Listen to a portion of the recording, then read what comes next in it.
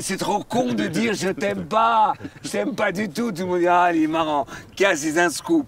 Danny Cohn-Bendit est contre le nucléaire. On voit pas la fleur. On voit pas la fleur. Faisant un politiquement correct avec que t'aimes pas du tout le nucléaire en ramassant une fleur. Et en montrant un peu mieux la fleur. Nucléaire. Je t'aime un peu, beaucoup, passionnément, à la folie. On s'est un peu assis sur nos acquis. Voilà, on a cru que la fin du nucléaire viendrait naturellement, et en fait, on s'est bien planté. Mais je trouve qu'on est rentré dans un piège sur l'histoire du réchauffement climatique.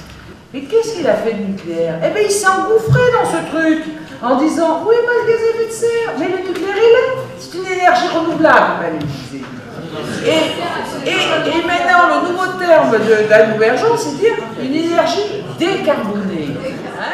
En 20 ans, 58 réacteurs ont été construits, plaçant la France en tête des nations industrielles de l'énergie nucléaire, avec un retour d'expérience en matière d'efficacité industrielle et de sûreté inégalé de par le monde et reconnu comme tel. N'avoir pas construit de réacteurs pendant les 20 ans qui ont suivi a conduit à une perte de compétences industrielles, à une dégradation de l'outil de production, à un délitement du tissu de sous-traitants dont nous payons aujourd'hui le prix. La doctrine de libéralisation des marchés appliquée à un produit, l'électricité, dont la nature non stockable est à ce jour encore incontournable, et la démission des États européens face aux besoins pourtant croissants de fournir à tous les citoyens une énergie à bon marché, a conduit à une déstructuration qui a pour conséquence une situation économiquement et politiquement intenable, prix négatif, déstabilisation des réseaux. Faire le choix de l'énergie atomique, c'est faire le choix de l'arrogance et de l'inconscience. Le choix allemand de sortir du nucléaire serait une catastrophe parce que compensé par la relance du charbon. C'est faux! L'Allemagne a principalement compensé l'énergie nucléaire par des énergies renouvelables et elle a déjà programmé la sortie prochaine du charbon. Renseignez-vous! Les Allemands ont clairement un mandat qui est non seulement de supprimer le nucléaire chez eux, mais de le supprimer chez les autres. Ça transparaît dans la réglementation européenne, puisque comme l'Allemagne est la principale puissance européenne, ils sont très influents, et la France se laisse faire, gentiment, ce qui est une honte, mais c'est un autre débat. Et la France ne s'oppose pas du tout assez fortement à cette idée allemande. Et donc c'est une très bonne affaire pour les Allemands de voir l'éolien et le solaire se développer dans les autres pays européens, parce que comme ça conduit le prix de l'électricité à augmenter chez les voisins. Donc les Allemands ne perdent pas un avantage concurrentiel qu'ils avaient en fournissant à leurs industriels de l'électricité à bas prix, parce qu'effectivement la lignite, ça fournit de l'électricité à bas prix tant qu'on se fiche du CO2. Le 7 juin 2011, la décision des Allemands de fermer leurs centrales. Mais je lui dis, mais Angela, qu'est-ce qui se passe? Ça va pas. Elle me dit, mais enfin Nicolas, tu as pas vu Fukushima? Mais je dis, d'où vient le tsunami en Bavière?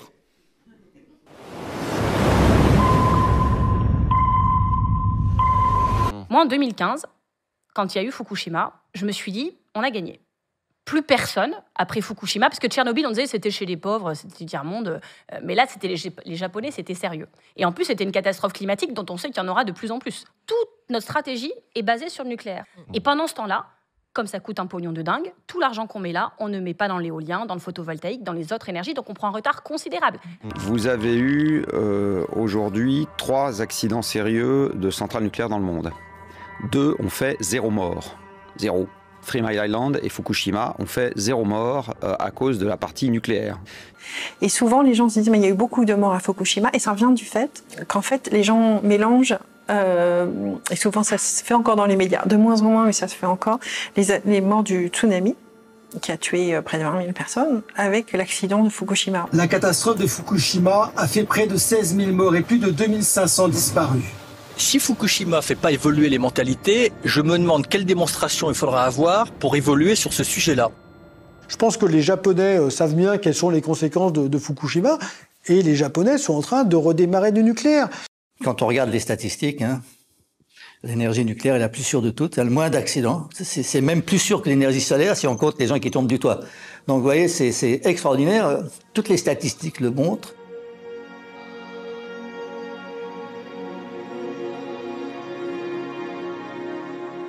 L'Allemagne, on peut critiquer qu'ils ont du charbon et tout ça. C'est vrai, on préférait qu'ils n'en aient pas. Sauf qu'ils sont en train d'en sortir. Je voudrais vous dire que cette décision est quand même d'un cynisme fort. On ferme les centrales au prétexte qu'il y a un risque de tsunami en Bavière, on rouvre les centrales à charbon, Mais ne croyez pas que les centrales à charbon polluent que l'Allemagne. Ça a été démontré depuis bien longtemps que les pollutions des centrales à charbon viennent jusqu'à Paris. Pour le parti vert, disons, pour un parti, d'abord il faut qu'il y ait des ennemis. Si un parti n'a pas d'ennemis, il est embêté. Et une fois qu'ils ont décidé que le nucléaire est un ennemi, ça fait partie de leur de leur ADN, ça fait partie de leur personnalité. Si vous leur dites tout d'un coup que le nucléaire finalement c'est peut-être pas si mal, leur raison d'être presque disparaît, quoi. C'est ça la difficulté. Le nucléaire a fait l'objet d'une campagne de dénigrement digne des chasses aux sorcières du Moyen-Âge. Irrationnelle, mensongère. Et on peut dire que les premières fake news, c'est là. Et nos voisins allemands sont à 50% d'énergie renouvelable, là aujourd'hui, et seront à 80% en 2030. Mais ils sont très dépendants, les Allemands. Oui, mais ils font ce travail, et je peux vous dire que dans 5 ans, ils seront vraiment autre part. Nous, en France, on est les bonnets d'âne de l'Europe sur les énergies renouvelables. Alors je sais que quand on habite dans les Hauts-de-France, on a l'impression de voir des éoliennes partout, mais la réalité, c'est que la France s'était engagée auprès de l'Europe à être à 23% de renouvelables, là en 2022. Nous n'y sommes pas, c'était l'objectif le plus faible d'ailleurs de toute l'Europe, et on est à 19. C'est-à-dire que même quand on suit des objectifs hyper faibles, on n'arrive pas à les remplir. Nous avons réduit de 25% nos émissions de gaz à effet de serre depuis 1990. Ah oui, évidemment, il a fallu 30 ans. Maintenant, il faut aller beaucoup plus vite. Mais nous l'avons déjà fait sans décroître. Ah tiens, c'est intéressant ça. Nous l'avons donc déjà fait sans décroître, donc il faut continuer, il faut accélérer. L'Europe, quelquefois, ne nous aide pas. Je prends un exemple. Elle nous bassine avec les énergies renouvelables en oubliant que l'enjeu, c'est de baisser les émissions de CO2. Donc elle dit, il faut mettre de plus en plus de renouvelables et elle oublie de parler du CO2. Donc on se fait engueuler, nous Français, alors que nos émissions de CO2 sont 2 fois moindres que celles de l'Allemagne. Donc à un moment donné, il faut qu'on mette les choses qui soient bien d'aplomb. La gestion de l'intermittence des ENR et leur déploiement massif conjugué avec la perte de capacité pilotable, à plusieurs fois signalée par l'ASN, conduit à une dépendance grave vis-à-vis du gaz au niveau européen qui présente un risque géopolitique grave. J'ai rajouté la phrase suivante, l'histoire récente nous en donne la preuve. Sur le GNL, on est d'accord que ça ne peut pas être considéré comme une énergie bas carbone, y compris venant des États-Unis comme une énergie de transition, parce que c'est un des éléments qu'on nous renvoie. Alors je vais être un tout petit peu taquin. Les premiers à avoir, avec vous, à avoir évoqué le gaz comme énergie de transition, si ma mémoire est bonne, c'était les anti-nucléaires qui disaient on va faire de l'éolien et du gaz, et le gaz sera une énergie de transition. Il me semble que bon. Pendant que la France s'enlisait dans la monoculture nucléaire, dans la pensée unique du nucléaire, eh bien les pays développés du monde entier faisaient avancer la recherche dans d'autres directions. Je pense que vous devez le savoir, les turbines à gaz. Je pense qu'il y a des centrales qui sont à fermer immédiatement pour permettre effectivement, probablement d'avoir recours au gaz pendant un certain temps parce qu'on ne pourra pas tout de suite faire le gap et c'est ce qui nous permettra de sortir plus vite du nucléaire. Il faudra passer par la case gaz. Voilà. Europe Écologie Les Verts, le premier truc qui les intéresse, c'est le nucléaire. Donc si vous voulez gagner les voix d'Europe Écologie Les Verts, vous faites dans les négociations, vous lâchez un truc sur le nucléaire. En 97, pour la gauche plurielle, ça a été Super Phénix. Là, ça a été Fessenheim et les 50% de nucléaire. Il était une fois une centrale nucléaire qui était la plus ancienne du parc existant. Pas la première en France, la plus ancienne. Et parce qu'elle était la plus ancienne, elle a été entièrement modernisée. Et donc on a consacré 2 milliards d'euros à la modernisation complète de Fessenheim. Quand, en 2012, le nouveau président de la République s'installe, Fessenheim vient d'être rénové. Entièrement, c'est la centrale la plus moderne et la plus sûre du parc nucléaire français, classée comme telle par l'autorité de sûreté nucléaire. L'arrêt de Fessenheim incarne l'écologie de responsabilité portée par le président de la République. Avec cette décision, nous tenons nos promesses, nous transformons en profondeur notre modèle énergétique et nous accompagnons les Français et les territoires dans cette transformation. La centrale de Fessenheim a produit 12 TWh d'électricité en 2018.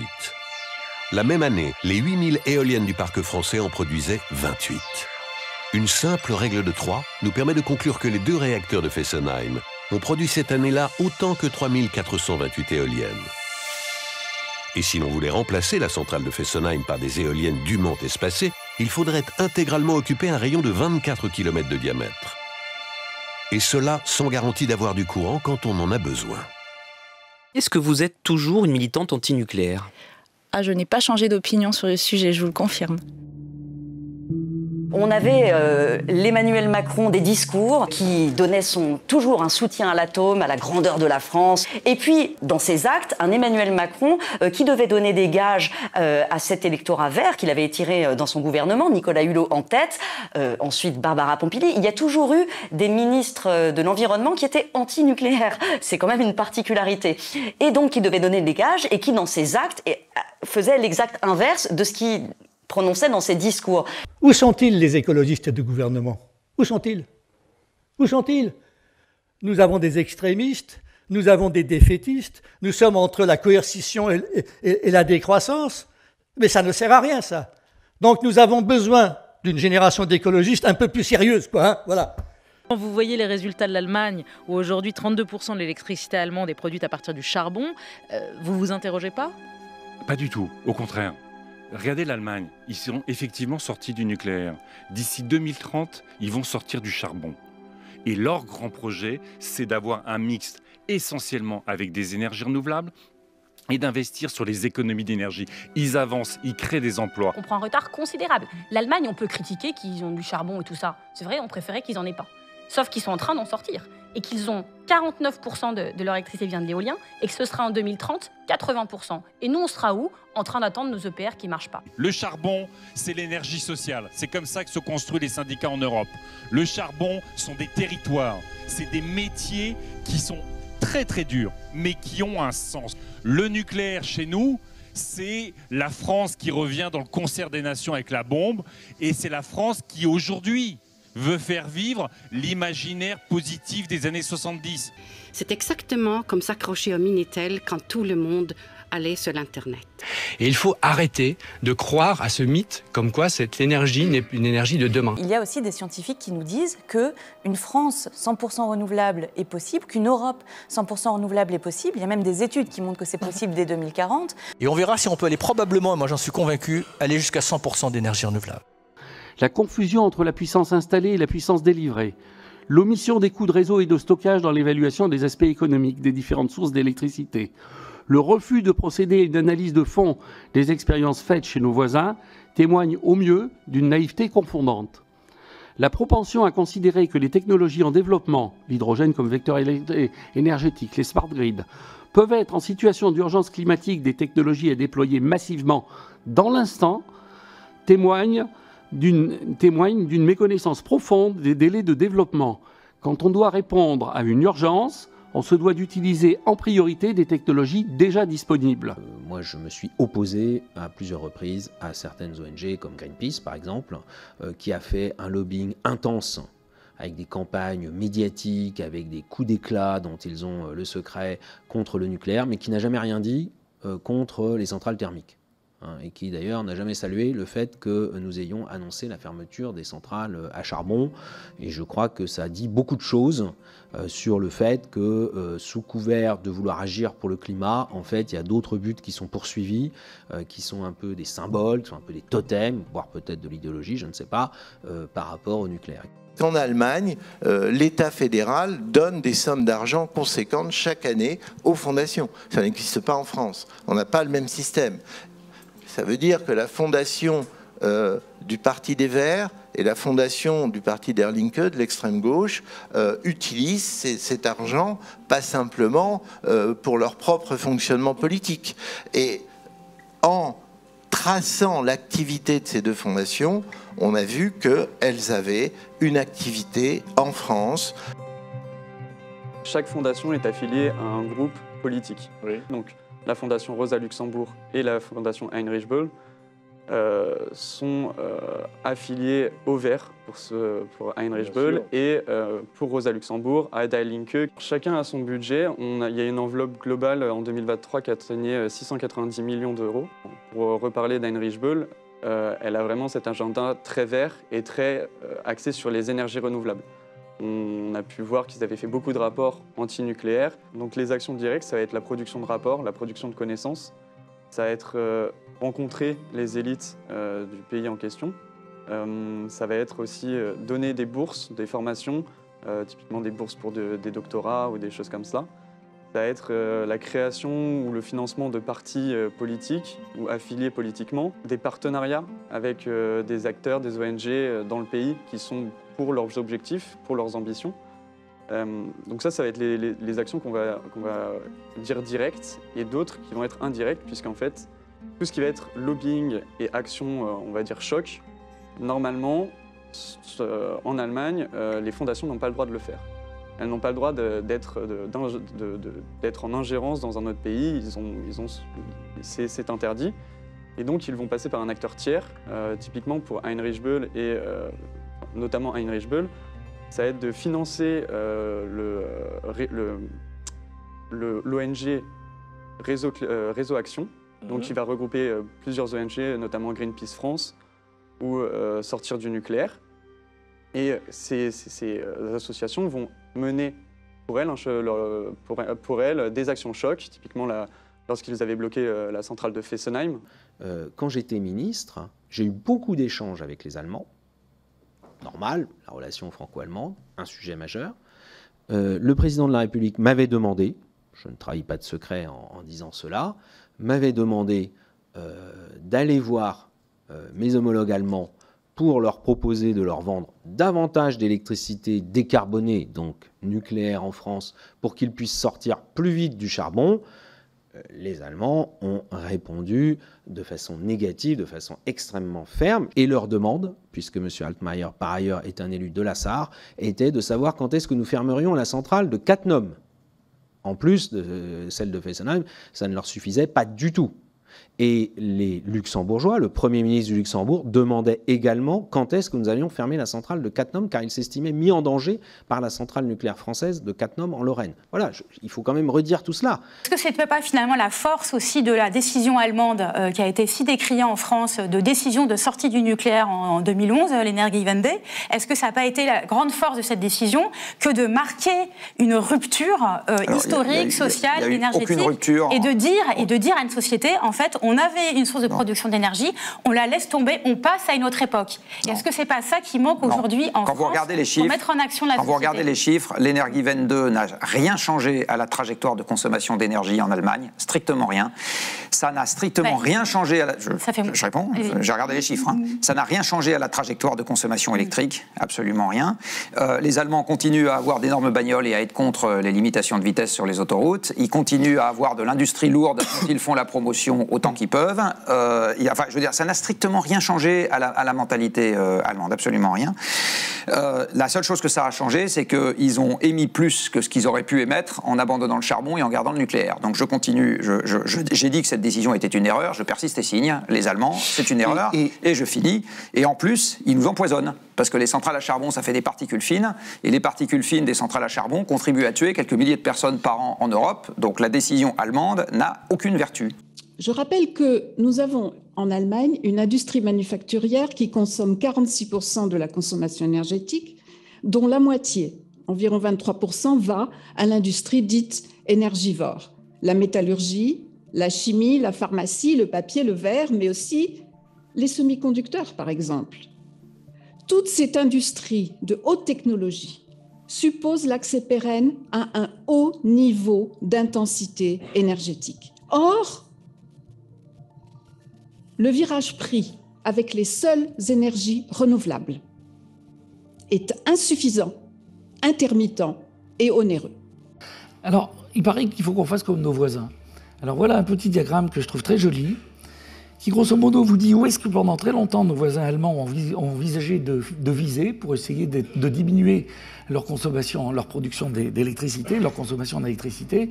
Et voilà maintenant où ils en sont, parce que quand même ils viennent de réaliser que si je veux électrifier le transport, si je veux électrifier le chauffage, toutes ces choses-là, ça ne va pas se faire comme ça. Donc ce diagramme me semble assez éclairant sur ce qui nous attend. Alors celui-là, vous l'avez déjà vu, c'est grosso modo, vous montrez les émissions de CO2 par kilowattheure produit, et vous montrez que c'est assez extraordinaire qu'on ait eu honte de faire quelque chose qui précisément était une des meilleures solutions en termes de production d'électricité et en fonction de son impact en termes de CO2. Le troisième point, celui-ci, différents pays. Marc vous l'a aussi présenté, mais c'est juste pour bien positionner les choses. La France est un bon élève. C'est intéressant de voir qu'un bon élève qui a le record d'Europe de basse émission de CO2 par kilowattheure est obligé de payer des amendes parce qu'on n'a pas suivi les injonctions qui nous étaient faites de décarboner une électricité déjà décarbonée. Cherchez l'erreur. L'hégémonie allemande a bon dos. Je veux dire, on peut dire que les Allemands possèdent tout en Europe. L'hégémonie allemande, elle est surtout basée sur la lâcheté des Français. Je veux dire, j'ai vu pendant des années les gouvernements, les hauts fonctionnaires, les représentants à Bruxelles ne pas lever le petit doigt pour défendre le nucléaire. Alors, il y a un moment, ça suffit. Je veux dire, on peut dire que c'est de la faute des Allemands, pas que. Vous savez, il y a avant de se demander s'il faut sortir, il faudrait peut-être se demander si on ne peut pas se relever. Je veux dire, c'est vrai que quand on a rampé longtemps, on est un peu ankylosé. Mais rappelez-vous ce que disait Étienne de la Boétie. Ils ne sont grands que parce que nous sommes à genoux.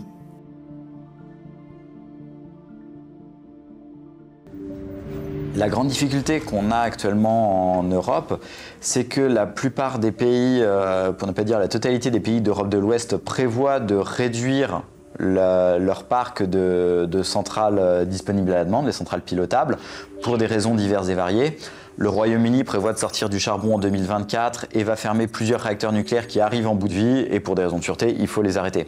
La France prévoit encore de fermer 12 réacteurs nucléaires, là pour le coup pour des raisons politiques. L'Allemagne va fermer encore de nombreuses centrales nucléaires pour des raisons politiques et prévoit de réduire son parc à charbon pour des raisons climatiques. La Belgique va fermer ses centrales nucléaires qui représentent 50% de son approvisionnement électrique pour des raisons politiques. L'Italie et l'Espagne vont réduire leur parc de centrales à fioul et à charbon pour des raisons économiques et climatiques, et l'Espagne prévoit de sortir du nucléaire d'ici 2035. Et tous ces pays-là comptent de plus en plus sur leurs voisins. C'est un peu comme quand vous allez au restaurant à plusieurs. Si tout le monde compte sur le fait qu'il y ait quelqu'un qui ait sa carte pour payer en fin de soirée et que personne n'a sa carte, vous avez un problème. Et là, c'est un peu ce vers quoi on se dirige, avec des alertes répétées des gestionnaires des réseaux électriques européens disant bah, attention, il faut quand même qu'il y ait des gens qui soient capables de produire de l'électricité en Europe, sinon ça passe pas. Ces constatations sont autant de signes que l'analyse scientifique et technique a déserté les rouages décisionnels de l'État sur ces sujets. Qui est en charge dans ce pays de la prévision à long terme des moyens de production à construire, à mettre en œuvre pour sécuriser l'approvisionnement? C'est pas EDF. C'est pas EDF. En tout cas, c'est plus EDF. C'est le job de RTE de prévoir, en principe. Mais RTE, pendant des années, a dit que tout allait bien. Alors, on peut quand même se poser la question... majoritairement, RTE appartient à EDF, mais pas que. Donc RTE a des actionnaires. Alors RTE, qu'est-ce que c'est les actifs d'RTE? C'est du câble. Donc que RTE finalement, en boutiquier, RTE avait plutôt intérêt à dire qu'il fallait faire des interconnexions, tirer du câble et monter des onduleurs, parce que ça rentrait chez eux. Donc on a parié sur quoi en fin de compte? On a parié sur les ENR et on a parié sur les interconnexions. Autrement dit, en hiver, vive le vent d'hiver, et petit Papa Noël, parce qu'on n'est pas sûr d'en avoir. On nous a demandé de jouer sur le fait qu'il y aurait des interconnexions, donc on pouvait fermer la centrale du Havre, on pouvait fermer Porcheville, Aramon, Fessenheim, parce qu'on allait avoir des interconnexions avec des voisins. Mais enfin, les voisins eux-mêmes, s'ils n'ont pas de vent ou de soleil, parce qu'en parallèle, on était sur des politiques d'ENR, c'est global à l'Europe, c'était un pari très risqué. Et là, maintenant qu'on est dans l'impasse, RTE dit « Ouh là là, attention, mettez des pulls et rentrez chez vous et fermez les volets. On n'est pas sûr que vous aurez du chauffage. » On ne vous verrez plus avec une cravate, mais avec un col roulé. Et je pense que ce sera très bien, que ça permettra de faire des économies d'énergie, de faire preuve de sobriété.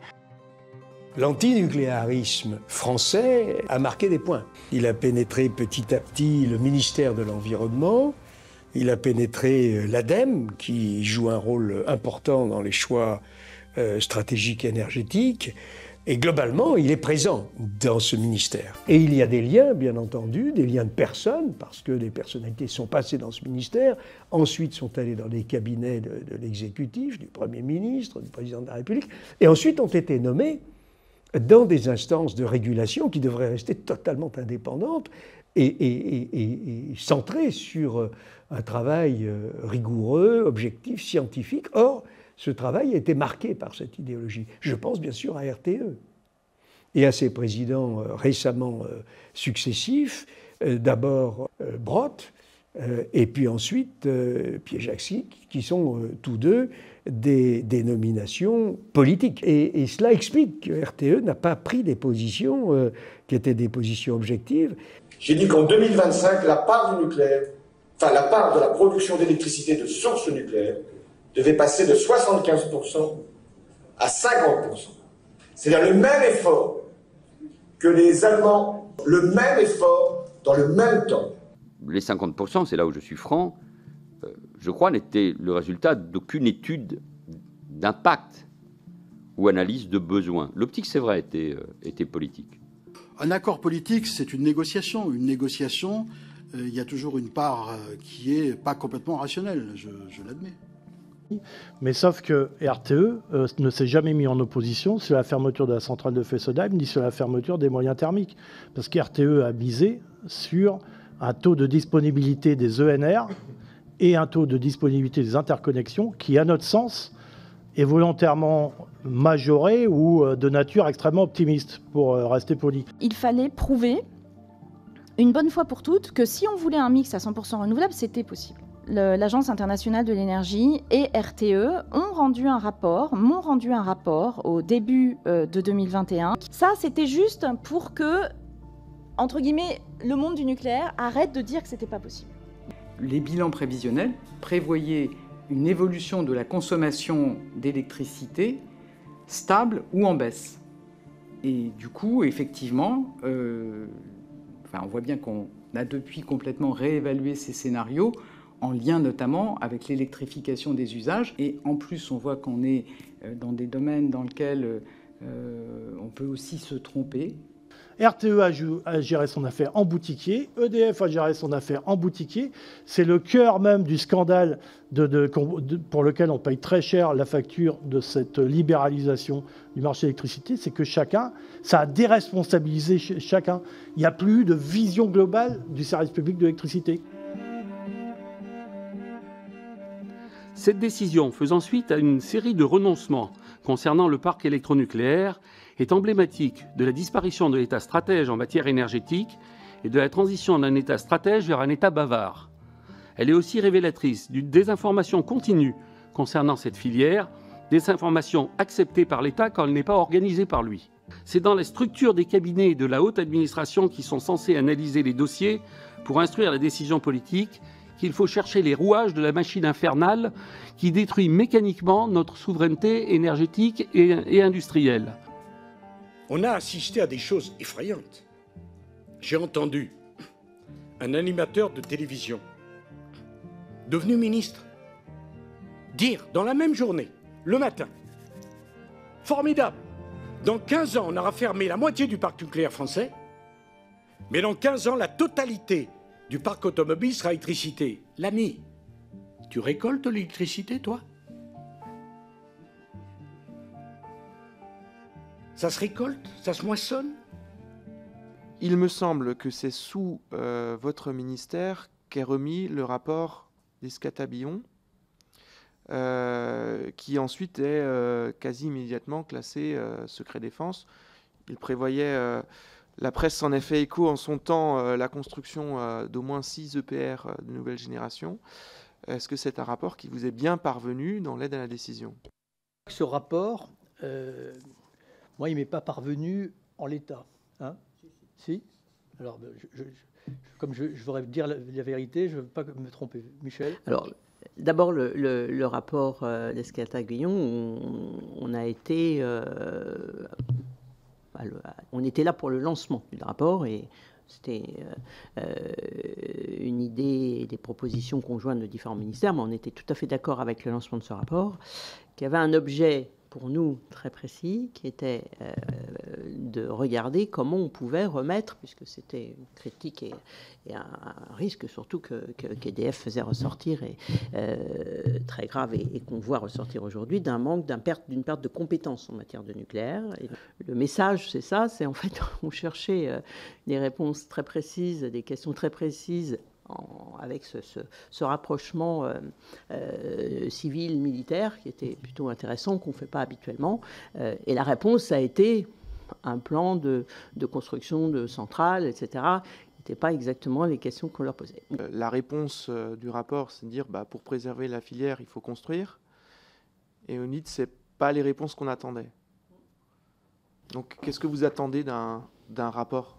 Donc, voilà, c'était plutôt un problème, finalement, dans notre esprit, de ressources humaines, de gestion, de recrutement, de formation, etc. C'était ça, de notre côté, on attendait plutôt que, a priori, un rapport sur il faut construire X ou Y centrale ou autre chose de ce type-là. Donc, il y avait un temps qui méritait que, quand même, on remette les choses à plat avant de se lancer au prétexte de garder des savoir-faire. Il me semblait qu'on n'était pas à 2 ans près. Claire. Alors ça, c'est un truc, ça serait risible si ce n'était pas si grave. Mais les mêmes qui disaient le nucléaire est dangereux, refusaient de mettre 1 centime dans le nucléaire. Par définition, si vous voulez, comme les mesures de sécurité augmentent, puisqu'on a le retour d'expérience de tous les accidents, les nouvelles centrales sont plus sûres que les anciennes. C'est pas très intelligent de dire quelque chose comme ça, mais c'est les mêmes qui mettaient en garde faussement l'opinion publique contre les dangers du nucléaire, refusaient, dans une logique incroyable, incohérence, de mettre 1 centime dans le nucléaire. C'est logique, ça? Et puis, ça fait maintenant pratiquement 15 ans qu'on nous dit tous les jours il faut baisser la part du nucléaire, il faut se passer du nucléaire.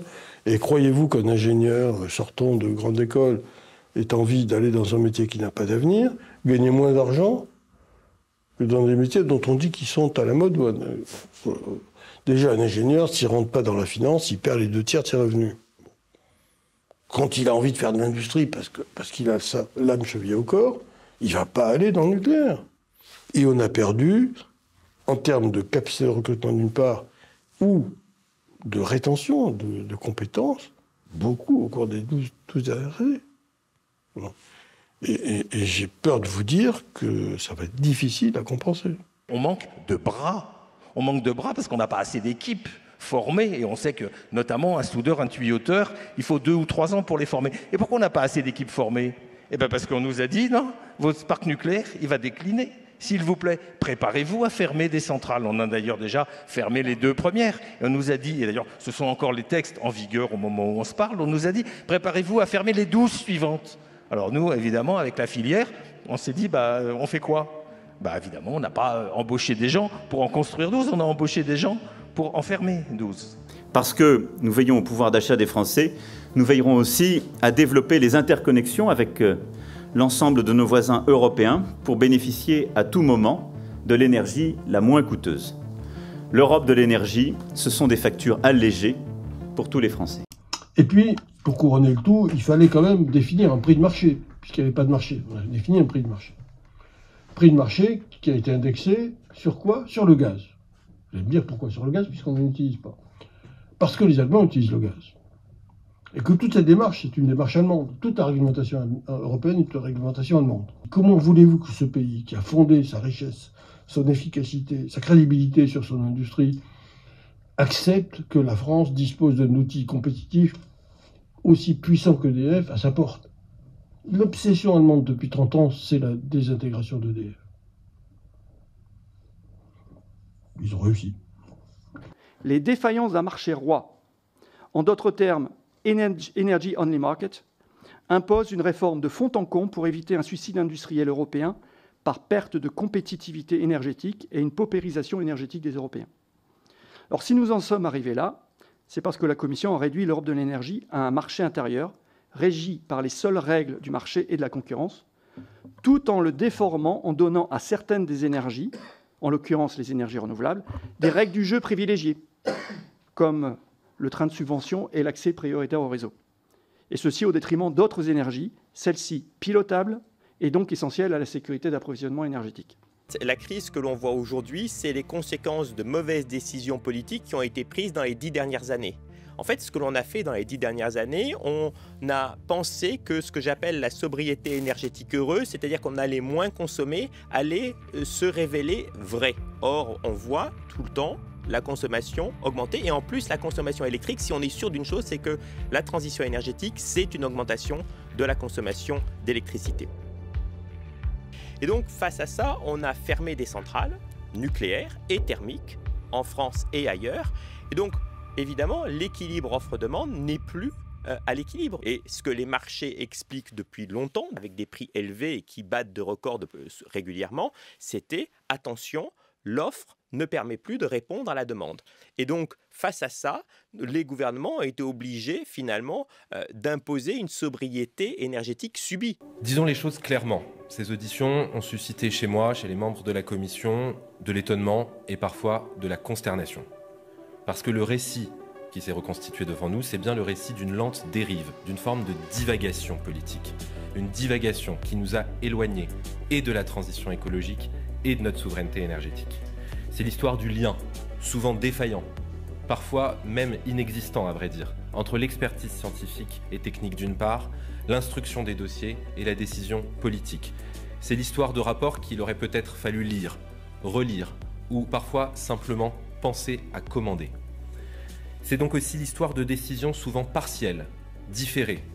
C'est enfin malheureusement l'histoire de décisions prises à l'envers, sans méthode, sans prospective, aux conséquences lourdes et qui ne semblaient trouver leur source, disons-le simplement, que dans l'inconscience ou dans l'électoralisme. Ça montre bien que les gens qui ne passent pas des dizaines d'heures sur la question, donc qui s'informent grossièrement par le service public, parce que c'est le moyen naturel de s'informer, eh ben, ils sont désinformés. Tout ça, dans une grande démocratie, c'est une affaire d'État.